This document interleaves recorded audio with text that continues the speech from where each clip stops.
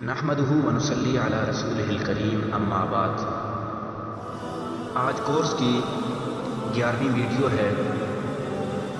اس کے اندر ہم آپ کو بتائیں گے کہ تعویذ کرنا کیسا ہے، تعویذ کی شریعت میں حیثیت کیا ہے اور تعویذ پہننا کیسا ہے۔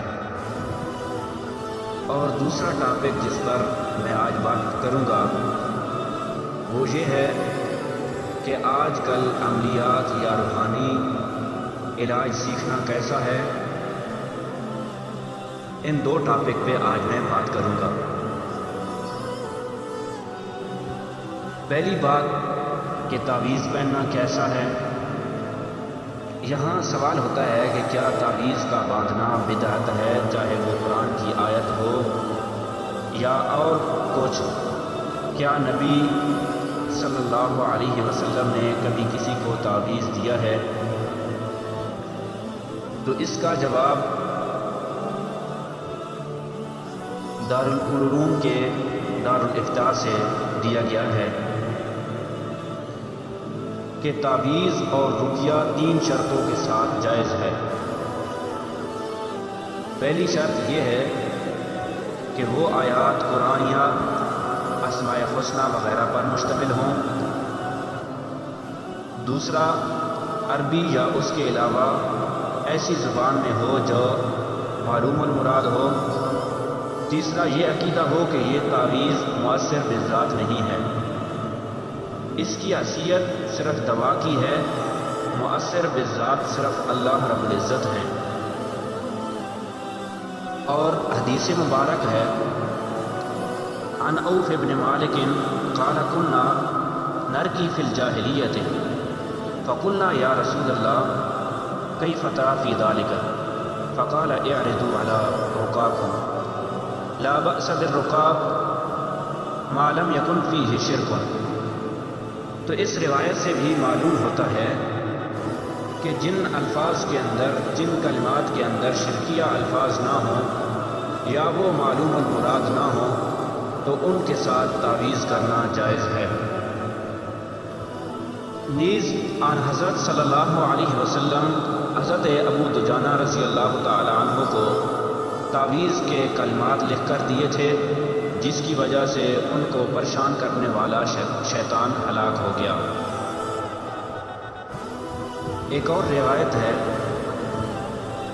کہ وعن النبی صلی اللہ علیہ وسلم انہ کان یعوذ نفسہ۔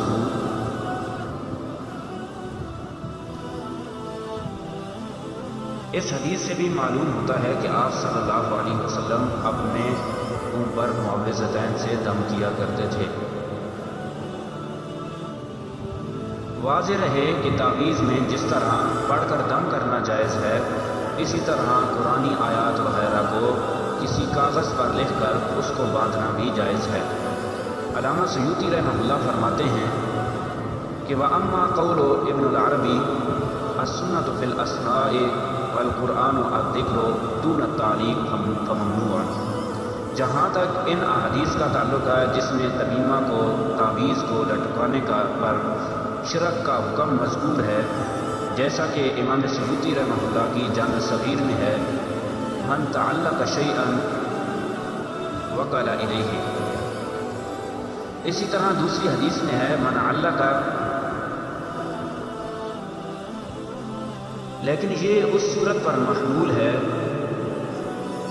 کہ جبکہ اسی تعویذ کو نافع اور ضار سمجھا جائے، یعنی یہی تعویذ نافع بھی ہے اور نقصان پہنچانے والا بھی ہے۔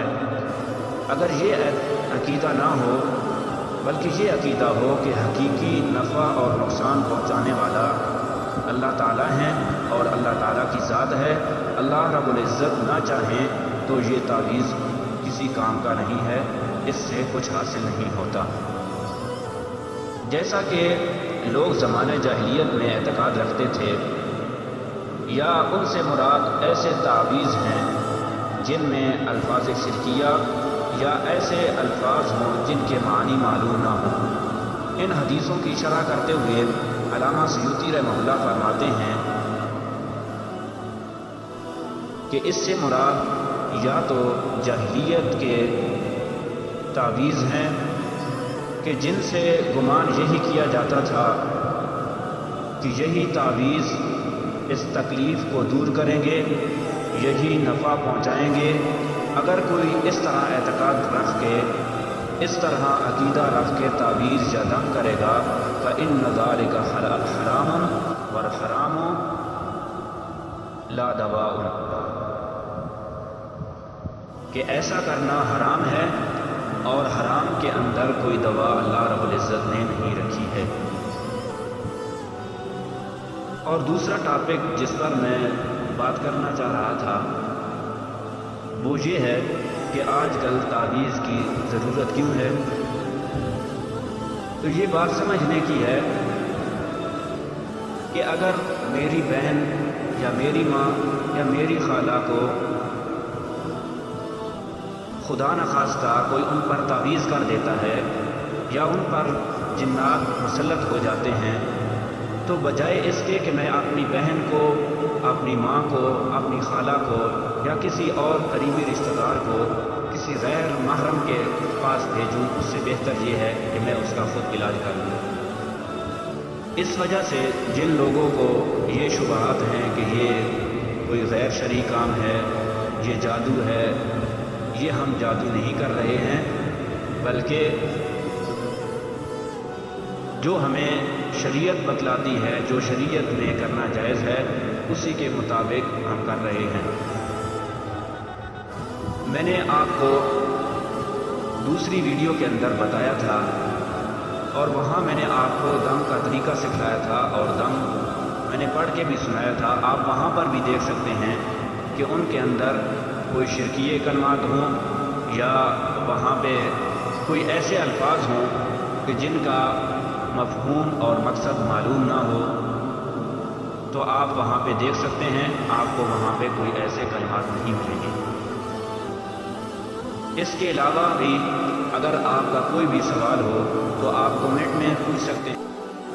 اگر کسی کا اس ویڈیو کے متعلق کسی قسم کا بھی سوال ہو تو ڈسکرپشن کے اندر میں نے اپنا واٹس ایپ نمبر دے دیا ہے، آپ وہاں پہ واٹس ایپ مجھے کر سکتے ہیں۔ اگر آپ کو ہماری یہ ویڈیو اچھی لگی ہو تو اس کو ثواب کی نیت سے کمنٹ اور سبسکرائب کرنا نہ بھولیں۔ جزاکم اللہ خیرا۔